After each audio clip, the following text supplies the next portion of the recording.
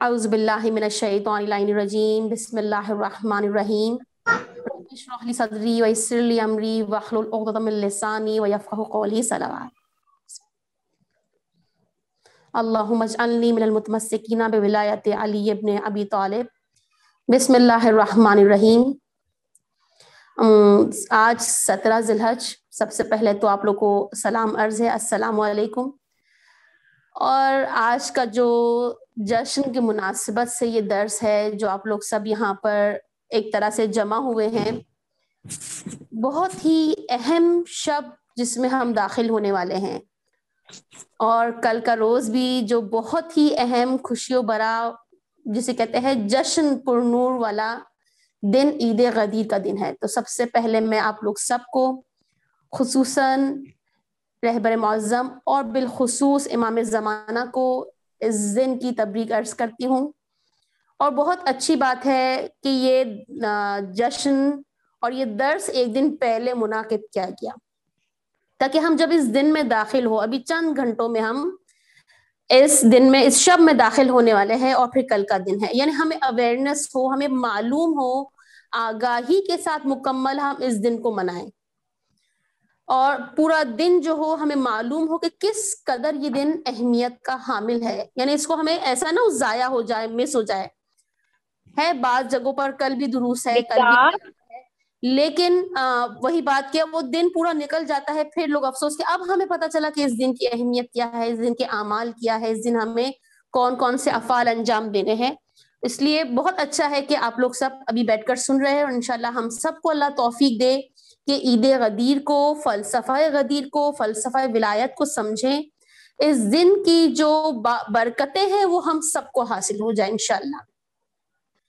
ये ईद गदीर जिसके मुतालिक मासूम फरमाते हैं कि इतना बाबरकत दिन है, इतना अहम दिन है कि इस दिन में अगर कोई नेकी को अंजाम देता है, कोई इबादत को अंजाम देता है, तो वो इबादत उसकी कई माह, यानी अगर कोई एक रिवायत में कि 80 महीने, किसी रिवायत में कि 8 महीने, किसी रिवायत में 80 महीने तक है ना, एक इस दिन अगर कोई इबादत को अंजाम देता है तो गोया ऐसा है कि जैसे वो 80 महीने मुसलसल इबादत को अंजाम दे रहा है। इस दिन खास तौर पर ईद गदीर के दिन छठे इमाम सादिक आले मोहम्मद इमाम जाफर सादिक अलैहिस्सलाम इरशाद फरमाते हैं कि जो शख्स इस दिन किसी को खाना खिलाए, यानी इस दिन के लिए इस कदर ताकीद की गई है कि अगर आप किसी को खाना खिलाए, हत्ता यहाँ तक बाज रिवायतों में है कि अगर आप किसी की मदद करनी है या किसी को खाना खिलाना है, अभी किसी की मदद और नेकियों का भी आगे जिक्र होगा, इस कदर अजर है कि अगर आपके पास पैसे नहीं है आप कर्ज ले सकते हैं ताकि ये वाला दिन आपका जाया ना हो। यानी इस दिन अगर कोई किसी को खाना खिलाए तो गोया ऐसा है जैसे उसने तमाम अंबिया को और तमाम सिद्दीकीन को खाना खिलाया। यानी तमाम अंबिया को हम कभी बावर नहीं कर सकते कि हम हमारे घर में तमाम अंबिया, यानी ऐसा नहीं कहा कि 1 2 10 कोई क्वांटिटी नहीं बताई। छठे इमाम ने कहा तमाम अंबिया को आपने अपने घर में बिठाकर अगर खाना खिलाया, उसका किस कदर अजर है। छठे इमाम यही बता रहे, इस दिन की अहमियत को समझें कि अगर कोई इस दिन किसी मोमिन को, किसी को खाना खिलाता है तो तमाम अंबिया और तमाम सिद्दीकीन को इसने खाना खिलाया। और खुद 8वें इमाम की ये रविश रही है कि जब ईद गदीर का दिन होता, गदीर का रोज होता, अगर कोई घर में आ जाता तो उसे जाने नहीं देते, कहते नहीं आप घर में आप आ गए हैं, आप खाना खाए बगैर नहीं जाइएगा। ना सिर्फ खाना खिलाते बल्कि फिर साथ में तोहफे तहाइफ भी देते हैं कि ये तोहफा ले लो, ये अंगूठी ले लो, ये लिबास ले लो अपने घर वालों के लिए। यानी किस कदर लोगों को भी बता रहे कि देखो इस दिन की कितनी अहमियत है। खुद इमाम अली अलैहिस्सलाम 18 ज़िलहज के दिन खुतबा दे रहे थे, और खुतबा देने के बाद इमाम ने सबको कहा कि जाओ अपने घर में जाकर अपने घर वालों को तोहफे दो। यानी अब जरा अंदाजा लगाइए किस कदर ताकीद के साथ हमारे आइम्मा इस दिन को मनाने का हुक्म दे रहे हैं। और अगर कोई इस दिन, इमाम ये भी फरमाते हैं कि वैसे मामूलन अगर हम नेक अमल अंजाम देते हैं तो एक नेकी का अजर कितना है, 10 गुना। ये खुदावंद आलम का करम है हम पर कि अगर कोई एक गुनाह अंजाम देता है, अल्लाह हम सबको गुनाहों से महफूज रखे, अगर कोई एक गुनाह अंजाम देता है تو اسے ایک گناہ کا ایک ہی سزا، ایک ہی اس کی سزا ہوگی. لیکن اگر کوئی نیک عمل انجام دیتا ہے، چاہے کوئی سا بھی دن ہو، کسی بھی دن کی کوئی قید نہیں ہے، تو اسے 10 گنا اجر ملے گا، 10 ٹائمز اس کا اجر ملے گا. لیکن اگر عید غدیر کے دن اگر کوئی نیکی کو انجام دیتا ہے، اسے 2,00,000 گنا اجر ملے گا، 2,00,000 گنا. اب ذرا اندازہ لگائیے کہ خداوند عالم نے اس دن کو کتنا پسند کیا ہے. خداوند عالم کیا فرماتا ہے؟ خداوند عالم فرماتا ہے ان اللہ یغفر لکل مسلم و مسلمۃ و مؤمن و مؤمنۃ ذنوبا 60 سنہ. اللہ تعالیٰ اس دن مغفرت کرتا ہے تمام مومنین اور مومنات کی، تمام مسلمین اور مسلمات کی کتنے 60 سال کے گناہوں کو معاف کر دیتا ہے.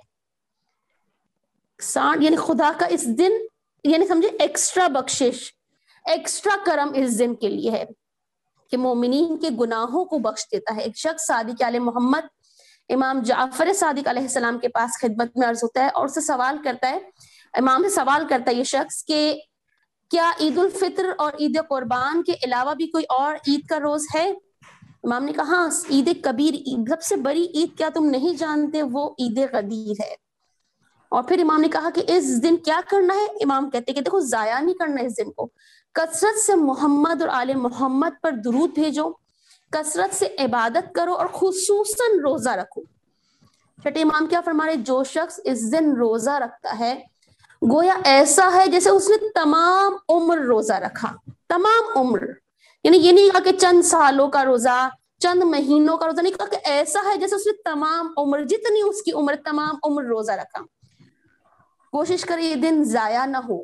ابھی جس شب میں داخل ہونے والے ہیں، جس دن میں داخل ہونے والے ہیں، یہ دن رحمتوں بھرا، یہ دن خدا کے کرم سے بھرپور دن ہے. اس دن کو ضائع نہیں کرنا. اچھا، یہاں پر جو میں نے ابھی آپ لوگ کو اس دن کی اس قدر فضیلتیں بتائی، تو ایک ذہن میں خیال ہو سکتا ہے، سوال بھی پیدا ہو کہ کیوں خدا نے اس دن کو اتنا محبوب ترین دن قرار دیا، اتنا محبوب ترین دن. ایک روایت میں یہ بھی کہ اگر کوئی اس دن عبادت کرتا ہے اور اس کے بعد مر جاتا ہے، اگر اس نے کوئی گناہ کبیرہ انجام نہیں دیا ہو، تو ایسا ہے جیسے وہ شہید کی موت مرا. کیوں اس قدر اس دن کی اہمیت ہے؟ جتنے بھی اعمال، جتنے بھی یہاں پہ فضیلتیں بتائی گئی، سب بشرطہا و شروطہا ہے. یعنی اگر خدا کہہ رہا ہے کہ 60 سال کے گناہ معاف ہو جاتے ہیں، تو بشرطہا و شروطہا، اس کی شرائط ہے. جیسے ہم سنتے ہیں نا، ابھی بقرہ عید گزری، بقرہ عید کے بارے میں، قربانی کے بارے میں حدیث سے مستند حدیث ہے کہ جیسے ہی اگر کوئی قربانی کرتا ہے تو جیسے ہی جانور کا پہلا قطرہ زمین پر گرتا ہے، اس کے سارے گناہ معاف ہو جاتے ہیں. یا ابھی محرم قریب ہے، آنے والا ہے، خدا ہم سب کو نصیب کرے کہ ہم اس محرم کو صحیح طریقے سے برپا کریں، عزاداری کو صحیح طریقے سے برپا کریں. محرم ابھی آئے گا، ہم اہل بیت پر آنسو بہائیں گے. اس آنسو بہانے کا کتنا اجر ہے کہ اگر کوئی ایک قطرہ آنسو بہاتا ہے، بعض روایت میں مکھی کے پر کے برابر آنسو بہاتا ہے، اس کے سارے گناہ معاف ہو جاتے ہیں. اچھا، کچھ لوگ پھر ان حدیثوں کا مس یوز بھی کرتے ہیں. کیا مس یوز کرتے کہ ٹھیک ہے پورا سال گناہ کرتے رہیں، محرم تو آئے گا نا، آنسو بہا لیں گے. یا پورا سال گناہ کرتے رہے، چلے قربانی کر لیں گے، ہمارے گناہ معاف ہو جائے. یا عید غدیر کو لے کر بھی یہ کر سکتے کہ غدیر کا دن آنے والا ہے، چلے گناہ کرتے رہے، 60 سال کے گناہ تو خدا ایسے ہی معاف کرنے والا ہے. نہ، یہ نہیں ہے. ہر جگہ پہ شرط ہے، تقوی شرط ہے، ہر جگہ پر شرط ہے. اس کے بعد یہ والی فضیلتیں حاصل ہوگی، ان شرطوں کو سمجھنا ہے. جیسے امام رضا علیہ السلام کی حدیث ہے نا، جسے کہتے ہیں گولڈن حدیث، سلسلۃ الذہب کی، لا الہ الا اللہ میرا قلعہ ہے، جو اس میں داخل ہو گیا امان پا گیا. امام نے یہ حدیث کہی، سب نے کہا بہت آسان ہے، کہہ دیا لا الہ الا اللہ، زبان سے پڑھ لیا، چلو امان مل گئی، دوزخ سے امان مل گئی. امام نے جاتے وہ جملہ کہا کہ شرطہا و شروطہا، اور شرط میں سے ایک ہم بھی ہے. یعنی جہاں پر بھی ہم کہیں پر بھی احادیث سنتے ہیں، فضیلتیں سنتے ہیں، تو اس کے ساتھ شرائط بھی ہے. اگر وہ شرائط پوری ہے تو واقعی ہمیں یہ ثواب، یہ اجر، یہ تمام کے تمام فضیلتیں نصیب ہوگی، اور انشاءاللہ ہم سب کو نصیب ہو. کیوں کہا ہر سال جشن منائیں، اور کہا کہ معمولی دن کے مطابق اس کو نہ گزاریں، اچھا لباس پہنے، خوشی کا اظہار کرے، گھر میں اچھا کھانا بنائے، لوگوں کو عیدی دے, لوگوں کو تحفہ دے, جس قدر ہو سکے لوگوں کو خوش کرنے کی کوشش کرے. یعنی اپنے پڑوس میں, اپنے رشتہ داروں میں تحفے دے, کھانا تقسیم کرے, یعنی جو بھولے ہوئے ہیں ان کو بھی یاد آ جائے کہ آج تو عید غدیر ہے. ہوتا ہے نا, کچھ لوگ اپنی مصروفیت کی وجہ سے بھول جاتے ہیں. کب یاد آ جاتا ہے؟ جب پڑوسی گھر سے کوئی اچھی سی شیرینی آئی یا میٹھا آیا رشتہ دار کے گھر سے, وہ سوال کرتا ہے یہ آج کیوں ہے؟ ہاں آج تو عید غدیر ہے. یعنی خدا چاہتا ہے کہ سب کو یاد رہے عید غدیر, کوئی فراموش نہ کرے. اتنا اہم دن ہے, ذرا اندازہ لگائیے کہ کوئی اس دن کو فراموش نہ کرے. اس لیے کہ ہر سال مناؤ, بہترین طریقے سے مناؤ, اس طریقے سے مناؤ کہ سب کو خبر ہو کہ یہ غدیر کا دن ہے. اور ہم بھی کوشش کریں گے سب کو آگاہی دے, سب کو پتا چلے کہ غدیر کا دن ہے. لیکن سوال یہی کہ کیوں خدا اس دن کو چاہتا ہے کہ لوگ اپنے ذہنوں سے بھولے نہیں. فضیلتیں بھی اس لیے کہ شوق میں, رغبت میں انسان اعمال کو انجام دے, غدیر کے دن کو اویل کرے, غدیر کے دن کو بھرپور طریقے سے اس میں حصہ ڈالے. کیوں اس کو فراموش پروردگار عالم چاہتا ہے کہ نہ ہو. سورہ مائدہ الیوم اکملت لکم واتممت علیکم دینی. اب ذرا دیکھیں, خدا چاہتا ہے کہ یہ دن فراموش نہ ہو, دین کامل ہونے کا دن ہے.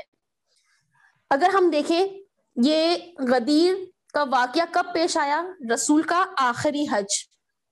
رسول کا آخری حج ہے حجۃ الوداع. رسول اعلان کر چکے ہیں, سب کو بتا چکے ہیں کہ یہ میرا آخری حج ہے. اس لیے اس حج میں رش بھی زیادہ ہے, یعنی پبلک زیادہ ہے. آج کل کرونا کی وجہ سے آپ دیکھیں حج کے موسم میں ہم اکثر حج کو فراموش کر چکے. اکثر جگہوں پر پہلے عادت ہوتی تھی کہ ذی الحج کے مہینے میں یا ایک مہینہ پہلے سے حج کی باتیں شروع ہو جاتی تھی. اب دیکھیں بالکل رش ختم ہے. خدا دوبارہ سے اس وبا سے سب کو نجات عطا فرمائے, اور دوبارہ سے سب کو حج کی سعادت, جو انتظار میں ہے سب کو حج کی سعادت نصیب فرمائے. لیکن اس سال جب رسول کا آخری حج تھا, رسول نے پہلے سے ہی اعلان کر دیا تھا کہ یہ میرا آخری حج ہے.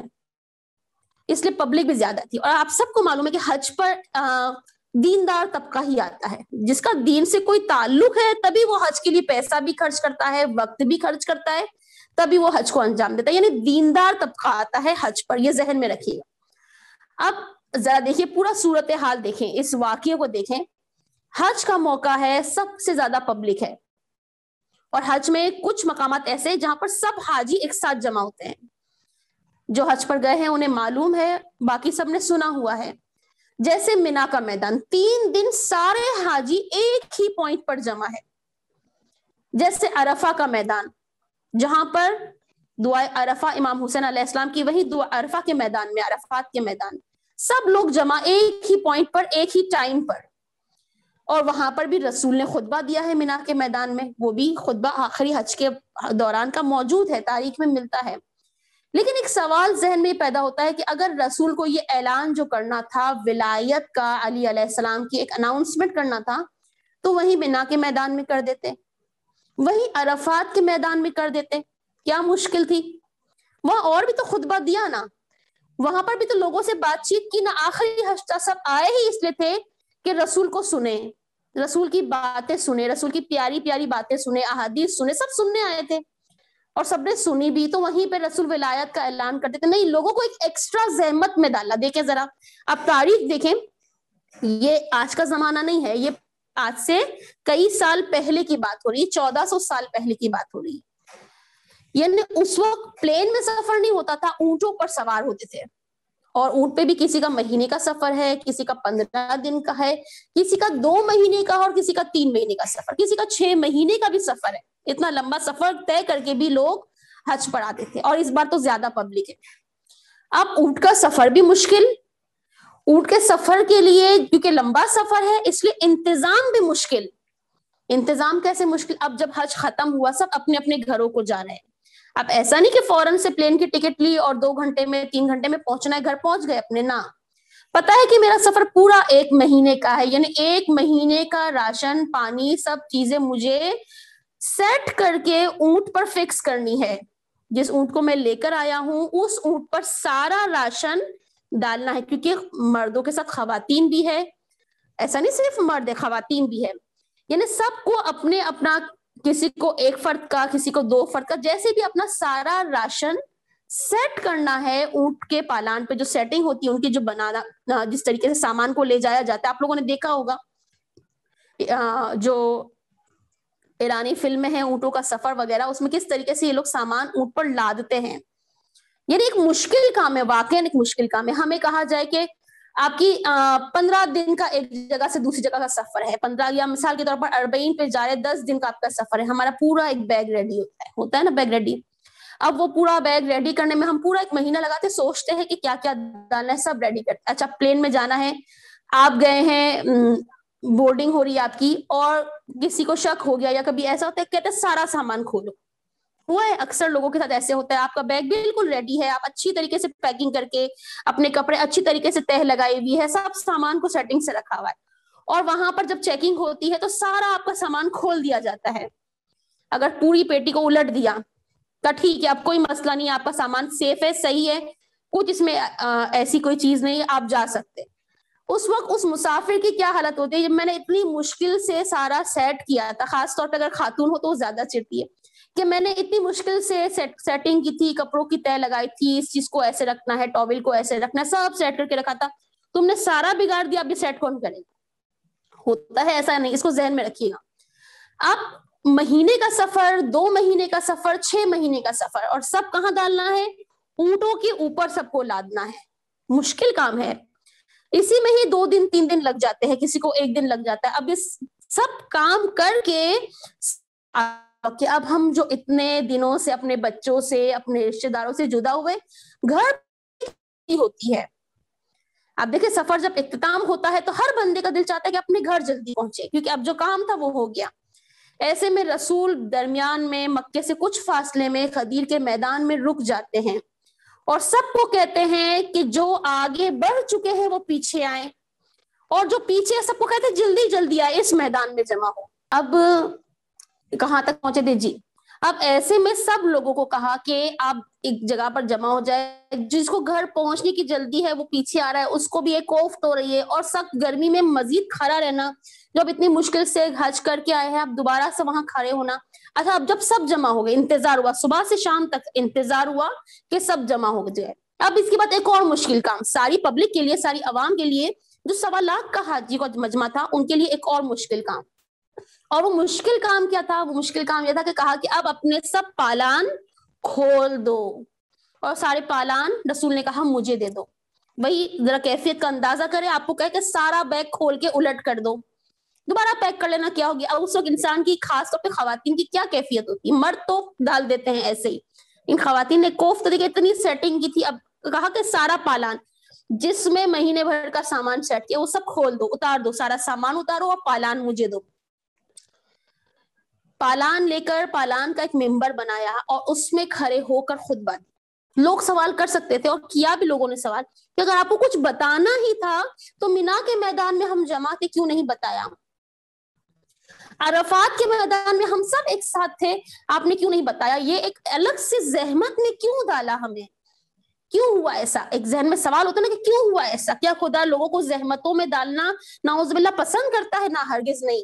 بلکہ ایک الگ سے خاص طور پہ ایک مقام پر سب کو پلٹانا اور الگ سے زحمت دینے کا مقصد یہ تھا کہ لوگوں کو یہ واقعہ یاد رہے، کوئی بھولے نہیں. اب جو جانے والے ہیں سب کو پتا ہے، گھر والوں کو، کہ میرا جو گھر سے شوہر گیا ہے یا بھائی گیا ہے وہ اتنے دن میں لوٹ آئے گا، اتنے دن کا اونٹ کا سفر ہے، تھوڑا دیر سے آیا، 2 دن لیٹ آیا، 3 دن لیٹ آیا، سوال کریں گے گھر والے کہ لیٹ کیوں آئے، دیر سے کیوں آئے، تو وہ بتائیں گے کہ یہ واقعہ ہوا تھا. یعنی ہر ایک کو پتا چلنا چاہیے، ذہنوں سے محو نہ ہو یہ غدیر کا واقعہ. ہمیں کہا ہر سال یاد رکھو، اسے مناؤ، بھولو نہیں، تحفے دو، جو بھولا ہوا ہے اس سے یاد دلاؤ، اور خود اس دن کے لیے بھی یہ انتظام اس طرح سے ہوا کہ کوئی بھولے نہیں. ایک الگ سے ایونٹ سب کو یاد رہتا ہے کہ ہمارے اونٹوں کے پالان کھلے تھے، ہم صبح سے شام تک انتظار کر رہے تھے. پھر کیا ہوا؟ اب گھر والے پوچھیں گے کیا ہوا، پھر بتائیں گے کہ یہ ہوا تھا. یعنی ہر ایک کو پتا چل جائے کہ غدیر میں رسول نے کیا خطبہ دیا تھا، کیا اعلان کیا تھا، تاکہ کوئی بعد میں یہ نہ کہہ سکے کہ ہمیں تو پتا ہی نہیں چلا کہ کیا ہو گیا. اس لیے خاص ایک جگہ کا انتظام، ایک جگہ پر رسول کو روک دیا گیا. اب خطبہ غدیر پڑھے. ہم کتنے سالوں سے جشن عید غدیر منا رہے ہیں؟ کئی سالوں سے، جب سے ہوش سنبھالا عید غدیر کا جشن منا رہے ہیں. اچھا ذہنوں میں کیا ہوتا ہے, اکثر بچوں کے ذہنوں میں کیا ہوتا ہے کہ بس رسول نے سب کو جمع کیا, ہو کتنے بڑوں کے ذہنوں میں بھی یہی ہے کہ رسول نے سب کو جمع کیا, صبح سے شام تک جمع کیا, پالان لے لیے, پالان کا ممبر بنایا, کھڑے ہو کر صرف ایک جملہ کہا, امام علی علیہ السلام کا ہاتھ بلند کر کے من کنتم مولا ہو فہذا علی مولا, دیٹس اٹ, ختم ہو گئی, پھر تقریر ختم, نیچے اتر گئے. کیا ایسے ہی ہوا تھا؟ فقط ایک جملہ بولنے کے لیے نہ. آپ دیکھیں ہم کتنے سال سے غدیر کا جشن منا رہے, ذرا پڑھیں ایک دفعہ ہی صحیح زندگی میں خطبہ غدیر پڑھیں, خطبہ غدیر پڑھیں گے ہمیں معلوم ہوگا کہ یہ کوئی ایک جملہ نہیں تھا جو رسول نے کہا ہے, پورا سسٹم اسلام کا, یعنی آگے تک کا فیوچر ابھی آگے ذکر ہوگا آپ کے سامنے, سب کچھ رسول نے اس خطبے میں ذکر کیا ہے, تمام تعلیمات دوبارہ دہرائی ہے, نماز کا حکم, زکوٰۃ کا حکم, حج کا حکم, حالانکہ پہلے کتنی مرتبہ دے چکے, لیکن آخری بار دوبارہ سے یہاں دہرایا ہے. تقریباً رسول نے گھنٹے کا خطبہ دیا ہوگا, ہم ذرا پڑھیں کہ رسول نے کہا کیا ہے. منا تو لیتے ہیں لیکن نہیں معلوم کہ اس جملے کے آگے پیچھے اور سب رسول نے کیا کہا. اس کو کوشش کریں ترجمے کے ساتھ, اویلیبل ہے, ایسا نہیں کہ نہیں اویلیبل ہے, ہم پڑھ سکتے, کوشش کیجئے اس کو پڑھیں. اچھا اسی خطبے میں آغاز میں خدا کی حمد و ثنا ہے, رسول خدا نے آغاز میں خدا کی حمد و ثنا کی بہت ہی اچھے طریقے سے, اتنے اچھے طریقے سے کہ وہ حمد و ثنا خود تشریح کی محتاج ہے.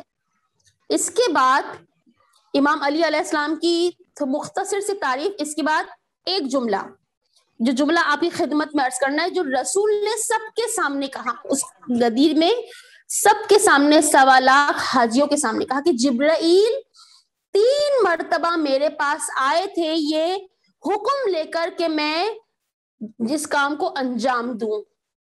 رسول پبلک کو کہہ رہے, ان عوام کو کہہ رہے کہ رسول ایک بار, جبرائیل ایک بار نہیں 3 بار میرے پاس آئے, اور 3 بار آ کے ایک ہی بات کہی اللہ کی طرف سے کہ میں اس کام کو انجام دوں, لیکن میں نے معذرت کی کہ میں اس کام کو انجام نہیں دے سکتا. آپ دیکھیں رسول کی پوری زندگی پڑھ لیں, پوری زندگی کہیں پر جتنے بھی مشکل مواقع آئے ہیں, بہت تکلیفیں رسول کے لیے آئی ہے, ایسا تو نہیں کہ نہیں آئی, بہت تکلیفیں آئی ہیں. اسلام کا پرچار کرنا ان لوگوں کے سامنے جو کافر, جو اتنے زیادہ ڈھیٹ کے بات پر اپنے بھائیوں کو مار دیتے تھے, ایسے ڈھیٹ انسان جن کو تھوڑی تھوڑی سی بات پہ لڑائی عرصے تک چلتی رہتی, ان کو اسلام کا پیغام پھیلانا, تو کیا رسول کو نہیں معلوم تھا کہ مجھ پر تکلیفیں بھی ڈھائی جائے گی, مجھ پر اذیتیں بھی ڈھائی جائے گی, اور ہوا, سب کچھ ہوا. کہیں پر بھی ہم تاریخ پوری پڑھ لیں, رسول نے کسی ایک مقام پر نہیں کہا کہ خدا میں تھک گیا ہوں, اب یہاں پر میں دین کی تبلیغ نہیں کروں گا, یہاں بہت تکلیفیں ہے, یہاں لوگوں نے میرے ساتھ ایسا کیا, اب خدا آپ نے جو کہا مجھے معذرت, میں یہ کام نہیں کر سکتا. کتنی تکلیفیں ہوئی رسول پر. اونٹ کی بھاری اوجرے جب رسول نماز پڑھتے تو رسول کے اوپر ڈال دی جاتی, بی بی فاطمہ ذرا چھوٹی سی بچی آ کر صاف کرتی تھی, ہٹانے کی کوشش کرتی تھی, ہٹ نہیں پاتی تھی, لوگ ہنستے تھے. یعنی ایسے ایسے دل دہلانے والے واقعات رسول کے ساتھ ہوئے, رسول نے سب برداشت کیا, ساری تکلیفیں برداشت کی, لیکن کہیں پر بھی رسول نے ایک مقام پر بھی خدا کو یہ نہیں کہا کہ مجھے یہ کام نہیں کرنا, مجھے معذرت. لیکن ایسا کیا ہوا یہاں پر دیکھیں, خدا کا لہجہ بھی بہت سخت ہے. خدا نے کہا جبرائیل کے ذریعے کہ اس کام کو انجام دے, اگر اس کام کو انجام نہیں دیا گویا کار رسالت ہی انجام نہیں دیا, آپ نے رسالت کا کوئی کام نہیں کیا. یعنی جتنی آپ کی محنتیں ہیں, جتنی آپ کی زحمتیں ہیں, سب ضائع ہو گئی. یہ اللہ کی طرف سے ایک سخت پیغام. اور دوسری طرف رسول کہہ رہے ہیں کہ جب جبرائیل نے یہ پیغام میرے پاس 1 بار نہیں 3 بار پہنچایا, تو میں نے یہ نہیں کہا کہ ٹھیک ہے, میں نے کہا معذرت, میں اس کام کو انجام نہیں دے سکتا. وجہ بتائی, رسول نے وجہ بتائی. رسول کو ایک خوف تھا. وہ خوف کیا تھا جس کی وجہ سے رسول معذرت کر رہے تھے؟ دیکھیں رسولوں کو, انبیاء کو, ائمہ کو جان کا خوف نہیں ہوتا کہ میں نے ابھی کچھ کہا لوگ مجھے مار دیں گے, تلواریں نکال لیں گے. جان کا خوف تو اس سے پہلے تھا, جب یہ کافر تھے, یہ مسلمان نہیں ہوئے تھے, اس وقت بڑی جان کا خوف تھا کہ ابھی میں نے اسلام کا پیغام دیا, تلواریں نکال لیں گے. اور کتنی مرتبہ رسول کو جان سے مارنے کی کوششیں بھی کی گئی, اور ایک مرتبہ انتہا ہو گئی کہ رسول کو مکے سے مدینہ ہجرت بھی کرنی پڑی. آپ سب کو واقعہ معلوم ہے. یعنی جان کا خوف نہیں تھا, مال کا خوف نہیں تھا, کون سا خوف تھا؟ ایک خوف ہوتا ہے جو ہمیں اور آپ کو ہوتا ہے، وہ خوف جو نقص کی علامت ہے، کمی کی علامت ہے، جیسے خواتین چھپکلی دیکھ کر ڈر جاتی ہے، چوہا دیکھ کر چیخ نکل آتی ہے، ہوتا ہے نا یہ خوف کسی جانور کو دیکھ کر، یا مال کے چھن جانے کا خوف، یا اولاد کے چھن جانے کا خوف، یہ سب خوف ہے، جان کے چلے جانے کا خوف۔ یہ خوف کس کو ہوتا ہے؟ جس کے اندر نقص ہو۔ لیکن انبیاء کمال کی منزل پر پہنچے ہوئے، اور یہ خاتم الانبیاء ہے جو تمام کے تمام نبیوں کی خصوصیات لیے ہوئے ہیں، آئمہ نقص سے پاک ہوتے ہیں، انہیں کسی قسم کا خوف نہیں ہوتا۔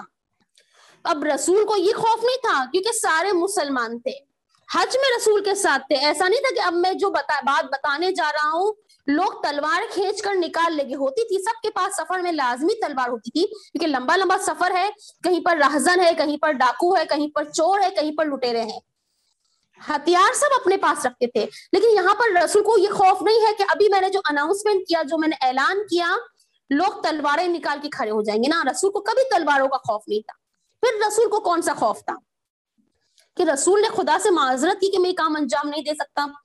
ایک خوف نقص کی علامت ہوتا ہے جو ابھی آپ کی خدمت میں عرض کیا، ایک خوف بصیرت کی وجہ سے ہوتا ہے۔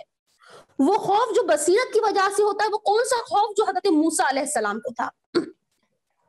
حضرت موسیٰ علیہ السلام کو ایک خوف تھا، کون سا خوف؟ آپ لوگوں نے واقعہ سنا ہے حضرت موسیٰ علیہ السلام کا، ڈیٹیل میں بتانے کی ضرورت نہیں ہے۔ جو جادوگر فرعون کی طرف سے آئے ہوئے تھے، جو بڑے بڑے جادوگر، وہ کیا کرتے تھے؟ رسی پھینکتے تھے اور سانپ بن جاتا تھا۔ موسیٰ علیہ السلام کو بھی معجزہ دکھانا تھا، وہ جادو دکھا رہے تھے اور رسول موسیٰ کو معجزہ دکھانا تھا۔ جادو اور معجزے میں فرق ہے۔ سب نے رسی پھینکی جو سانپ بن گئی، لوگ تالیاں بجانے لگے، خواتین کوئی نہیں ڈرا، کسی کو کوئی خوف نہیں، جیسے آج کل میجک شو ہوتے سب تالیاں بجاتے خوش ہوتے، یہ تو جادو ہے۔ عورتیں نہیں ڈر رہی، بچے نہیں ڈر رہے، اس وقت موسیٰ کو خوف تھا، حضرت موسیٰ علیہ السلام۔ وہ کون سا خوف تھا؟ وہ یہ خوف نہیں تھا کہ ابھی جو میں نے اژدہا ڈالا، ابھی جو میں نے عصا زمین پر پھینکا وہ اژدہا بن جائے گا، وہ اژدہا سب کو کھا لے گا، نہ، یہ خوف نہیں تھا، پتا تھا یہ میں کر سکتا ہوں۔ خوف کیا تھا؟ خوف یہ تھا کہ ایسا نہ ہو یہ لوگ میرے معجزے اور باقی سب کے جادو میں فرق نہ کر پائے اور میرے معجزے کو بھی جادو سمجھ کے مجھے سب سے بڑا ساحر بنا لے۔ اور ہوا یہ موسیٰ علیہ السلام کا خوف بالکل بجا تھا۔ جب سب نے رسیاں پھینکی اور رسیاں کیا بن گئی؟ سانپ بن گئی، سب نے تالیاں بجائی، بچوں نے بھی تالیاں بجائی، خواتین نے بھی، مردوں نے بھی۔ حضرت موسیٰ علیہ السلام نے عصا پھینکا، وہ اژدہا بن گیا اور سارے سانپوں کو نگل لیا، سب نے اور زور سے بلند آواز سے آوازیں بھی نکالی اور تالیاں بھی بجائی کہ یہ تو بڑا جادو ہو گیا۔ یہ موسیٰ علیہ السلام کا خوف تھا کہ یہ مجھے نبی نہیں سمجھیں گے، یہ مجھے جادوگر سمجھیں گے، کیونکہ موسیٰ بصیرت سے دور کی بات سوچ رہے تھے کہ بعد میں کیا ہونے والا ہے۔ رسول بھی ایسا نہیں کہ نعوذ باللہ بزدل ہے، شجاع ترین ہے، شجاع۔ یعنی امام علی علیہ السلام، آپ خطبے پر امام علی علیہ السلام نہج البلاغہ میں کہتے ہیں، امام علی علیہ السلام کی شجاعت سے تو ہم سب واقف ہے، سب آگاہ ہے۔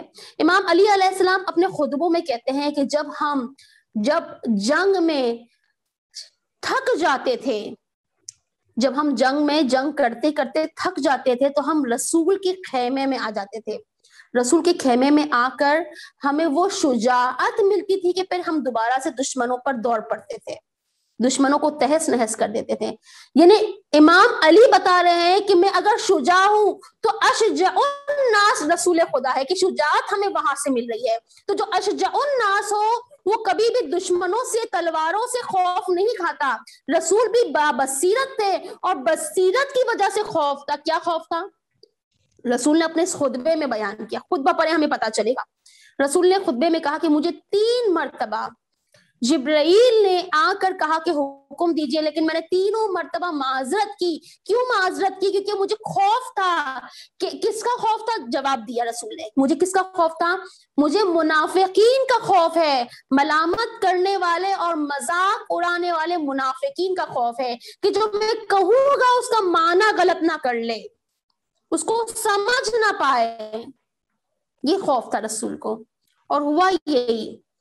دیکھو منافقین سے سب سے بڑا خطرہ ہے، یہ رسول نے وصیت کی تھی امام علی علیہ السلام نے، جب محمد ابن ابی بکر کو مالک اشتر سے پہلے والی بنا کر بھیجا تھا مصر کا، اس وقت امام علی علیہ السلام نے محمد ابن ابی بکر کو ایک خط لکھا اور اس میں کہا کہ میں تمہیں رسول نے جو مجھے وصیت بتائی ہے وہ میں تمہیں کرتا ہوں. وصیت کیا ہے؟ رسول نے کہا انی لا اخاف مؤمنا ولا مشرکا، کہ مجھے مومن سے خوف نہیں ہے کبھی بھی، مجھے مشرک سے بھی خوف نہیں ہے. مشرک تو شرک کرتا ہے، یعنی مومن اپنے ایمان کی وجہ سے پہچانا جاتا ہے، مشرک اپنے شرک کی وجہ سے پہچانا جاتا ہے کیونکہ علل اعلان شرک کر رہا ہے کہ میں خدا کو نہیں مانتا. لیکن مجھے خوف ہے، کس کا خوف ہے؟ منافقین کا خوف ہے.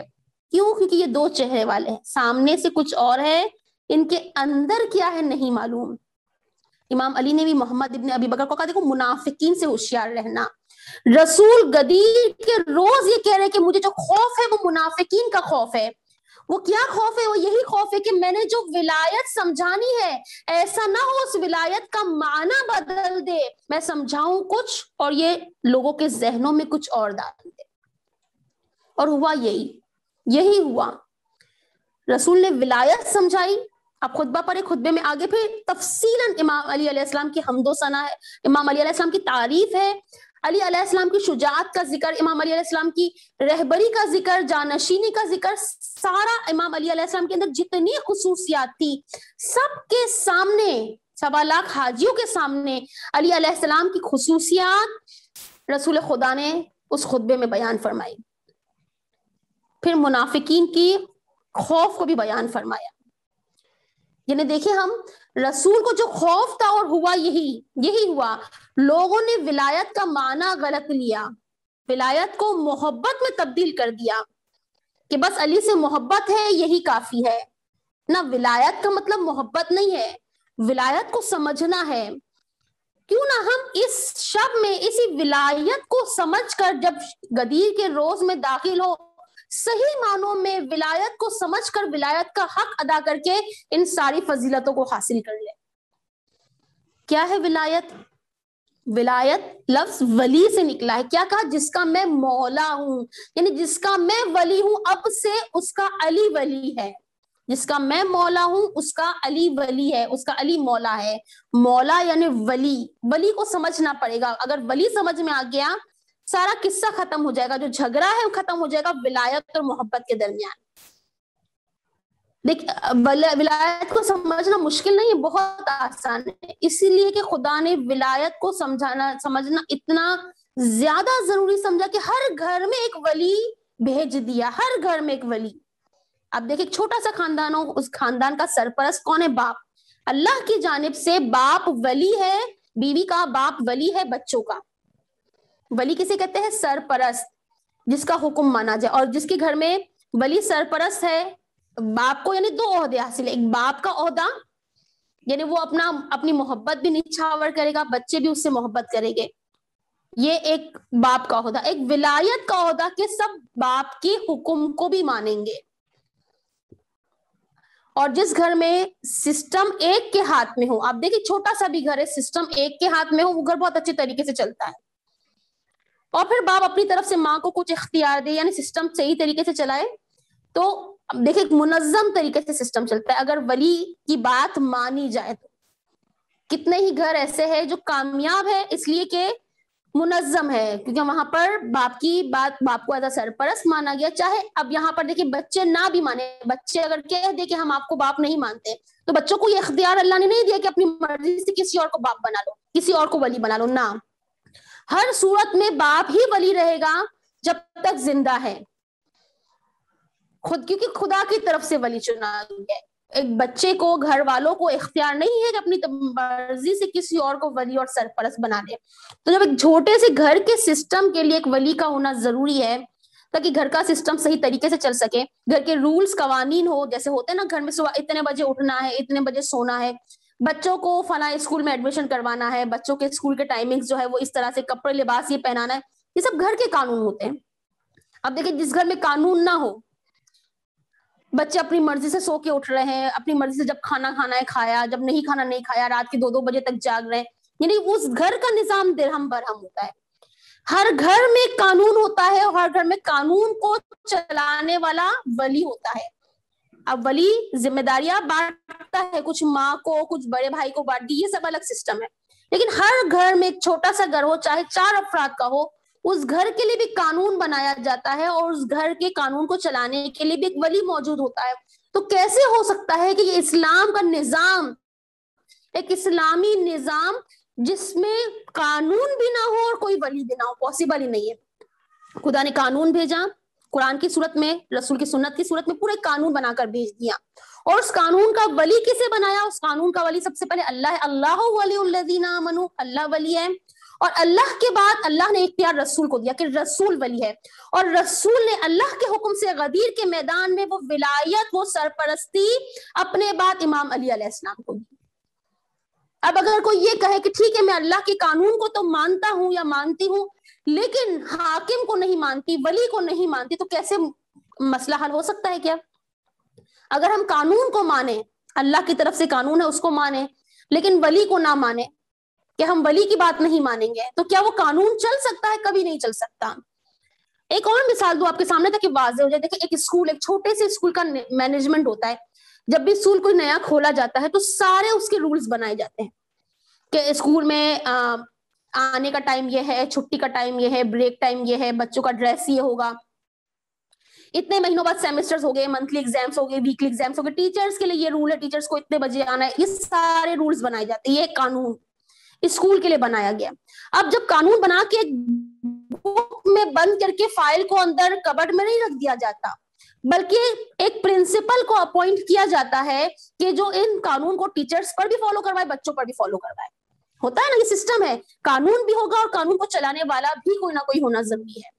اگر صرف قانون بنا کر رکھ دیا جائے اور کوئی سسٹم کو چلانے والا نہ ہو، پھر اپنی مرضی ہوگی، ہر جگہ اپنی مرضی ہوگی.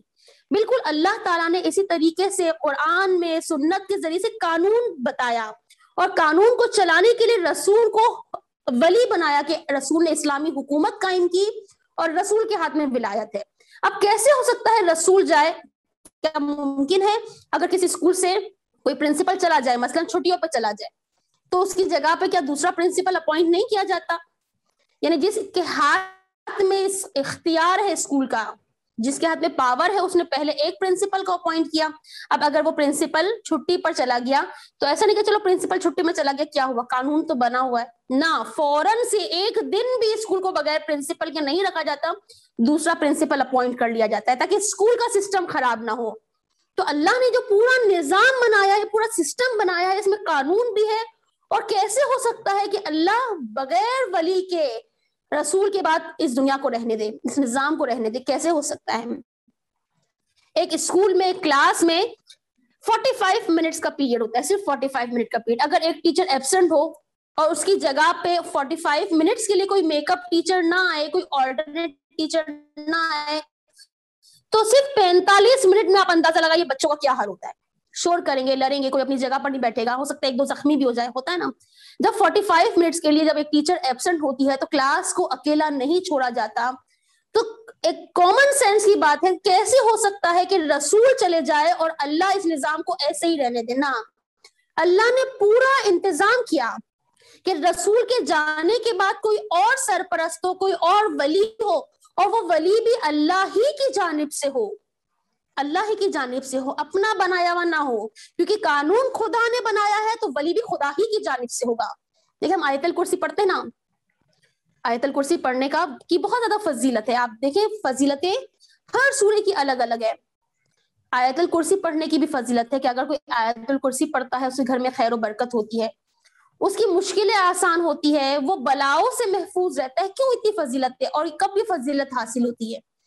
جیسے سورہ واقعہ، سورہ واقعہ کیوں پڑھی جاتی ہے؟ اکثر رزق میں برکت کے لیے. ہوتا ہے نا، رزق میں برکت کے لیے کیا کرنا ہے؟ کوئی کہہ رہا ہے، کوئی پریشان ہے آپ کے پاس آیا، یہ کیا کروں، رزق میں برکت نہیں ہے، تو آپ کہتے ہیں سورہ واقعہ پڑھیں. اچھا وہ کہتے ہیں میں 3 سال سے سورہ واقعہ پڑھ رہی ہوں، کوئی فرق ہی نہیں پڑ رہا. کیوں نہیں پڑ رہا فرق؟ ذرا سوچیں ایسا کیوں ہوتا ہے. سورہ واقعہ پڑھا پھر بھی آپ کی زندگی میں کوئی فرق نہیں آیا، رزق میں فراوانی نہیں آئی. کیوں؟ کیونکہ ہم نے راز کو نہیں سمجھا. سورہ واقعہ پڑھنے کا کیوں کہا جا رہا ہے؟ واقعاً سورہ واقعہ پڑھنے سے رزق میں برکت ہوتی ہے، 100% برکت ہوتی ہے. کب؟ جب اس راز کو سمجھ میں آ جائے کہ کیوں سورہ واقعہ پڑھنے سے رزق میں برکت ہوتی ہے. جب سورہ واقعہ کھولیں، پڑھیں، قرآن ہدایت کی کتاب ہے نا، پڑھیں، اس کا ترجمہ پڑھیں. اس کے ترجمے میں رزق کی برکت کے، رزق کو زیادہ کرنے کے قانون بتائے گئے ہیں، طریقے بتائے گئے ہیں. انفاق کا ذکر کیا گیا ہے کہ آپ اللہ کی راہ میں ایک بالی دو گے، بالیوں کا ذکر، گندم کی بالیاں جو ہوتی نا، آپ ایک بوتے ہو اس میں سے 7 نکلتی ہے، پھر 7 میں سے 700 نکلتی ہے. یعنی جب آپ ایک اللہ کی راہ میں دو گے تو آپ کو ایک کے بدلے 7 ملے گا، کبھی 700 گنا ملے گا، کبھی خدا کہتے بغیر حساب ملے گا. کب سورہ واقعہ پڑھنے سے رزق میں برکت ہوگی؟ اس وقت برکت ہوگی جب واقعہ، سورہ واقعہ کو پڑھیں، اس کو سمجھے اور اس پر عمل کرے. 100% آپ دیکھیں رزق میں برکت ہوگی. ہم صرف ورد کرتے اور کہتے کہ نہیں اثر نہیں ہو رہا.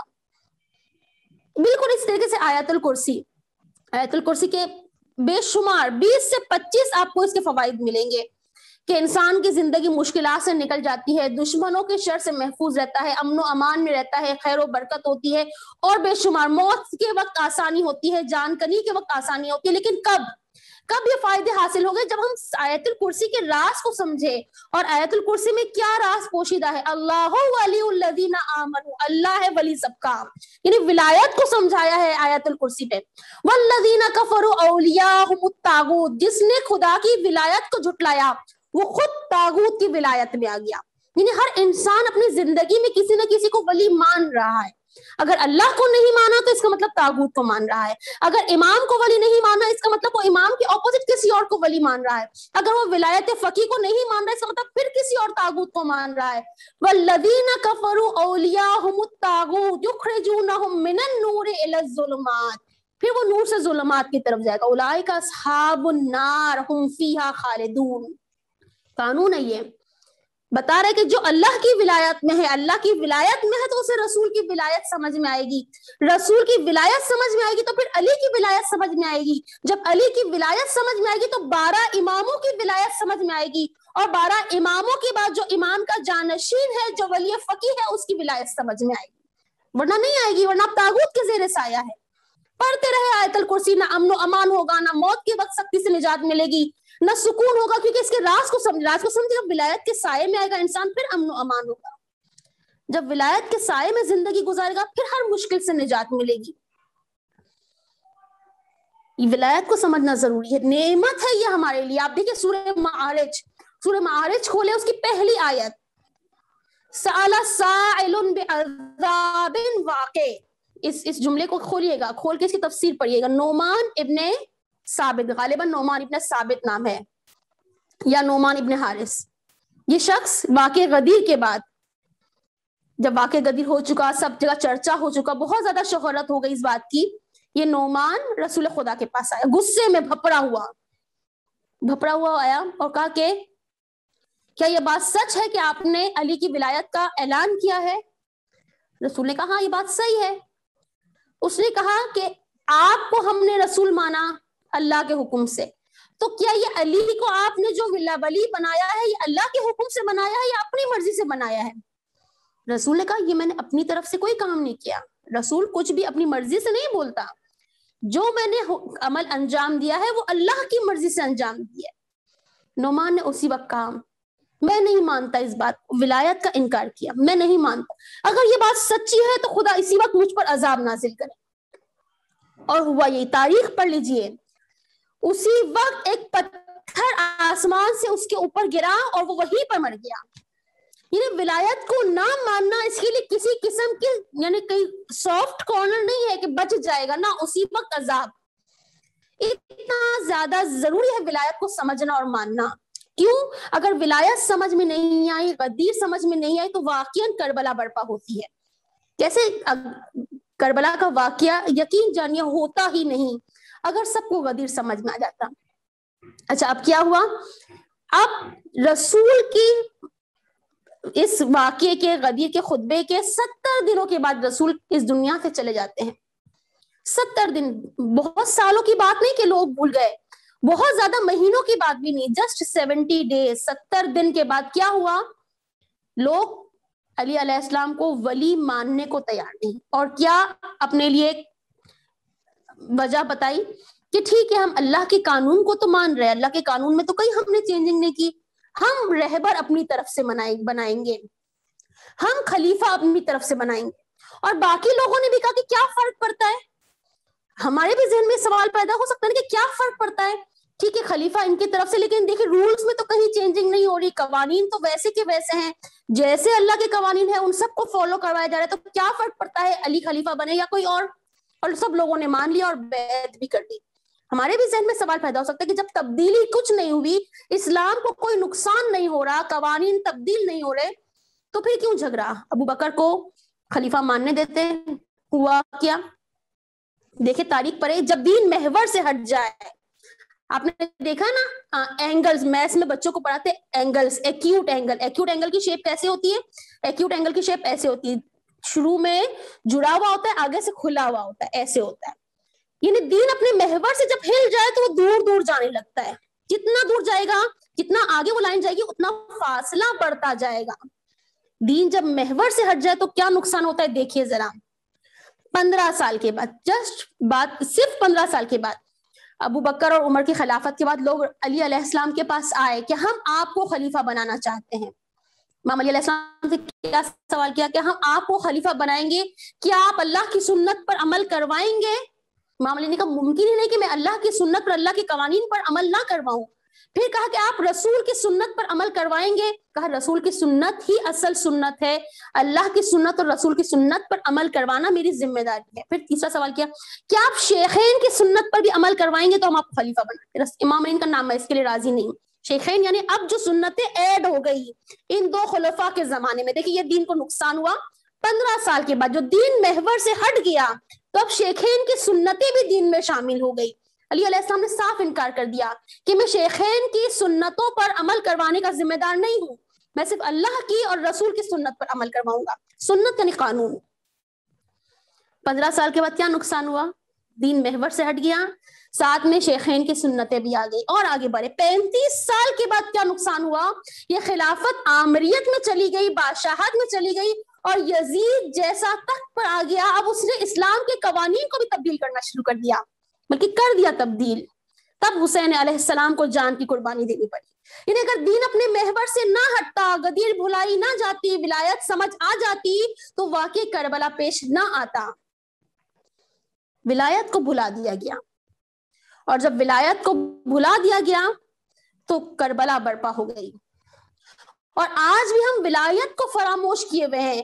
ہم جشن منا لیتے ہیں، ہم خوشیاں منا لیتے ہیں، منانا چاہیے، حق ہے جیسے آغاز میں بتایا، لیکن ولایت کو سمجھ کے کہ اگر ہم جشن منا رہے ہیں تو آج ہمارا ولی کون ہے، ہمارے سروں پر کس کا سایہ ہے؟ آیا ولایت کا سایہ ہے؟ ولایت کس کی ہے؟ الہی ولایت ہے یا شیطانی ولایت ہے؟ طاغوت کی ولایت میں ہیں ہم یا الہی ولایت میں ہیں؟ یہ اپنے آپ سے سوال کریں۔ ابھی خطبہ دیکھیں، خطبہ، اس خطبے میں رسول خدا نے 12ویں امام، امام مہدی قائم امام زمان کا بھی ذکر کیا ہے، یعنی پورا قانون بتایا نا، صرف ایک جملہ تو نہیں ہے خطبہ، پورا 1 گھنٹے کا خطبہ ہے، تقریباً 1 گھنٹے کا خطبہ رسول نے دیا۔ اب خطبے کو پڑھیں، امام زمانہ کا ذکر، ابھی تو پہلے امام کی ولایت کا اعلان ہو رہا ہے، لیکن اس میں ذکر قائم آل محمد کا، مہدی کا نام لے کر ذکر کیا، یعنی 12 اماموں کا بتایا کہ علی علیہ السلام کے بعد 12 خلیفہ سب کے سب ولایت کے عہدے پر فائز ہوں گے، یعنی اللہ کی طرف سے یہ عہدہ انہیں ملا ہے۔ وہ الگ بات ہے کہ امت ساتھ نہیں دے سکی، اگر امت ساتھ دیتی تو ہر امام اپنے زمانے میں حکومت کر سکے۔ پھر رسول نے کہا کہ اب اس کے بعد 12واں آئے گا، جو 12واں آئے گا، جو قائم آل محمد ہوگا، وہ پوری دنیا پر حکومت کرے گا۔ کب بتا رہے؟ ابھی تو علی علیہ السلام کی ولایت کا بھی آغاز نہیں ہوا، اس وقت قائم آل محمد کی ولایت کا بھی بتایا۔ کیوں بتایا؟ اس لیے کہ رسول کہہ رہے ہیں لوگ تک پتا چلے سب کو کہ یہ خطبہ فقط اس زمانے کے لیے نہیں ہے، ہر زمانے میں ہر شخص کو چاہیے کہ وہ اس خطبے کو پڑھے اور معلوم ہو کہ آج بھی ہمارا ولی زندہ ہے جو پردے غیبت میں ہے، تو اس کی غیبت میں ہماری کیا ذمہ داری ہے وہ ہمیں معلوم ہو۔ امام کی طرف سے جو جانشین ہے، جو ولی فقیہ ہے، ان کی پیروی کرنا ہمیں آتا ہو۔ ہماری ذمہ داری ہے کہ امامت کو بعنوان نظام لوگوں کے سامنے بتائے کہ امامت ہے کیا۔ صرف امام کو امام مان لینا کافی نہیں ہے، جیسے مثال دی باپ کو صرف باپ مان لینا، اس سے محبت کا اظہار کر لینا کافی نہیں ہے، بلکہ باپ کی ولایت کو بھی تسلیم کرنا ضروری ہے، یعنی باپ کے حکم کو بھی ماننا ضروری ہے۔ اگر کوئی باپ ہے جس کے حکم کو نہ مانا جاتا ہو، لیکن بچے دن میں 10 مرتبہ باپ کو کہتے ہو آئی لو یو، کیا فائدہ؟ میں آپ سے محبت کرتا ہوں، مجھے آپ بہت اچھے لگتے، کیا فائدہ ایسا زبان سے اظہار کا جب آپ باپ کو ولی نہیں مان رہے؟ آج ہمارا بھی حال یہ ہے، ہم کہتے ہیں علی ہم آپ سے محبت کرتے ہیں، امام علی علیہ السلام آپ کی خاطر منقبت پڑھیں گے، قصیدے پڑھیں گے، سب کچھ پڑھیں گے آپ کی محبت میں، لیکن آپ کو ولی نہیں مانیں گے۔ اطاعت ہے علی علیہ السلام کی؟ خطبے پڑھے امام کیا کہہ رہے ہیں ہم سے، امام ہم سے کیا تقاضا کر رہے ہیں؟ یعنی ولایت کو سمجھنا ہوگا، اور ولی ولایت جب امام زمانہ کے ہاتھوں میں آئے گی، کب آئے گی؟ جب ہم ولایت کو سمجھیں گے اور امام کی غیر موجودگی میں جو ہماری ذمہ داریاں ہیں اس کو انجام دیں گے۔ اس لیے کہا کہ ہر سال غدیر کو بناؤ، ہر سال یاد رکھو، جو بھولا ہوا ہے اسے بھی یاد دلاؤ، تاکہ سب کو ولایت سمجھ میں آئے کہ حقیقی ولایت جب تک آشکار نہیں ہوگی، امام زمانہ اس وقت تک نہیں آئیں گے جب تک ہم ولایت کو سمجھ کر ایک امت نہیں بن جاتے۔ امت ہوگے تو امام آ کر امامت کریں گے۔ امام علی علیہ السلام اگر چاہتے، ذہن میں سوال پیدا ہو سکتا ہے نا، اکثر بچے سوال کرتے امام علی تو بہت بہادر تھے، جب خلافت لے لی، خلافت امام کے ہاتھ سے چلی گئی تو امام تلوار نکالتے، جنگ کرتے اور اپنی خلافت لے لیتے، اپنی حکومت لے لیتے۔ نہ، یہ ولایت جابرانہ نہیں ہے، جبر سے نہیں ملتی، امت کو آمادہ ہونا چاہیے۔ کیا آمادہ ہونا چاہیے؟ کہ جس کو ہم ولی مان رہے ہیں پھر اس کی اطاعت بھی کریں گے۔ اور آج امام زمانہ پردے غیبت میں اسی لیے ہے کہ امت اطاعت کے لیے تیار نہیں ہے۔ اگر امت واقعی امت بن جائے، اطاعت کے لیے تیار ہو جائے، کس کی اطاعت کے لیے؟ امام کی اطاعت کے لیے۔ امام کی اطاعت کے لیے امام نے کہا پریکٹس کرو، میری غیبت میں جو نائب ہے اس کی اطاعت تو کر کے دکھاؤ، اس کی اطاعت میں اعتراض ہے، اس کی اطاعت میں نقطے نکالتے ہو، تو میں آؤں گا تو میری اطاعت کیا کرو گے؟ وہ امت تو ہے ہی نہیں، کہا امت بنو، امام ظاہر ہو جائیں گے۔ یہ ہماری ذمہ داری ہے کہ غدیر کے دن ولایت سمجھے اور سب کو سمجھائیں، یہ تبھی ہم تمام فضیلتوں کو حاصل کر سکتے ہیں۔ جب اگر صحیح معنوں میں ولایت کو سمجھ لیا، ولایت کا پرچار کیا، تو یقین جانے پر خدا ہمارے گناہوں کی بھی بخشش کر دے گا، ہمارے روزے تمام اعمال بھی اس دن کے قبول ہو جائیں گے، اور قبول ہو کر قبولیت کی اعلیٰ منزل تک پہنچ جائے گے اگر ہم نے اس دن کا حق ادا کیا۔ بس گفتگو کو یہی تمام کرتے ہیں، اور پروردگار عالم سے دعا کرتے ہیں کہ پروردگار عالم آج کی شب کی بابرکت شب کی طفیل، کل کا جو دن ہے بابرکت دن ہے، بھرپور کرم سے بھرا ہوا دن ہے، پروردگار عالم ہمیں صحیح معنوں میں ولایت کو سمجھنے کی، ولایت کا پرچار کرنے کی، اور ولایت پر کی اطاعت کرنے کی، ولی کی اطاعت کرنے کی توفیق عطا فرما۔ پروردگار عالم ہمیں اس قابل بنا دے کہ ہم امام زمانہ کے صحیح امتی بن سکے، اپنے آپ کو صحیح معنوں میں امت بنا سکے۔ پروردگار عالم آج کی رات کا طفیل جو شب برکت بھری شب ہے، پروردگار عالم ہمارے تمام کے تمام گناہ صغیرہ اور کبیرہ کو معاف فرما، تو رازق ہے سب کے رزق میں اضافہ اور برکت عطا فرما۔ بار الہ جو بے اولاد ہیں انہیں اولاد صالح عطا فرما، جو صاحب اولاد ہیں انہیں اپنے اولاد کی صحیح طریقے سے پرورش کرنے کی توفیق عطا فرما کہ وہ سچا امام زمانہ کا سپاہی بن سکے۔ بار الہ سید حسن نصر اللہ کی حفاظت فرما، ولی فقی سید علی خامنائی کی عمر دراز فرما اور ان کی حفاظت فرما، ہماری آخری حجت امام زمانہ کے ظہور میں تعجیل فرما، اور ہمیں اس قابل بنا دے کہ ہم صحیح معنوں میں ان کے ناصران میں شامل ہو سکے۔ ربنا تقبل منا انک انت السمیع العلیم، اللہم صلی علی محمد وعلی محمد وعجل فرجہ۔